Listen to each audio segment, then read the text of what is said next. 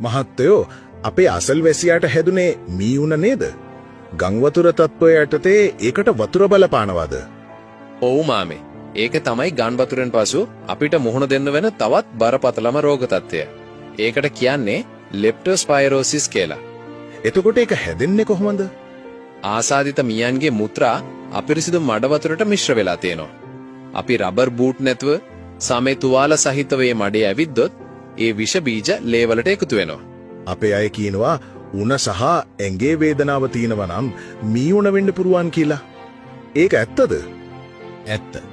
අධික උණ විශේෂයෙන් දරුණු මස්පිණ්ඩු වේදනාව, ඇඟපත රිදීම හෝ කෙණ්ඩ වේදනාව, ඇස් රතු වීම, තද හිසරදේ වගේ ලක්ෂණ එන්න පුළුවන්. ඒ නිසා කිසිම වෙලාවක ලක්ෂණ නොසලකා හරින්න එපා. එහෙනම් ලක්ෂණ ආපු ගමන් මොකද කරන්න ඕනේ? පුළුවන් ඉක්මනට රෝහලට යන්න ඕනේ.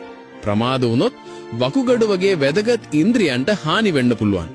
එහෙනම් අපි ආරක්ෂිත පාවහන් පළඳින එක සහ තුවාල තියෙනවා නම් ඒවා වහගෙන වැඩ කරන එක අත්‍යවශ්‍යයි නේද? ඔව්. ඒකයි වැදගත්ම දේ. අපි හැමෝම දැනුවත් වුණොත් මේ බෝවන රෝග වළක්වා ගන්න පුළුවන්. ගං වතුර බැස ගිය කලාපයක හෝ තවමත් වතුර බැස යන කලාපයක ඔබ සිටිනම් අනාරක්ෂිතව වතුර ඇඳි තැන්වල ගැවසෙන්න එපා. පිරිසිදු කිරීම වලදී සෞඛ්‍යාරක්ෂිතව ඒ කටයුතු වල නියැලෙන්න. මේ ගං වතුර තත්වයේදී මෙන්ම ගං වතුර බැස ගිය පසුද ඔබගේ සෞඛ්‍යය පිළිබඳව සැලකිලිමත් වන්න.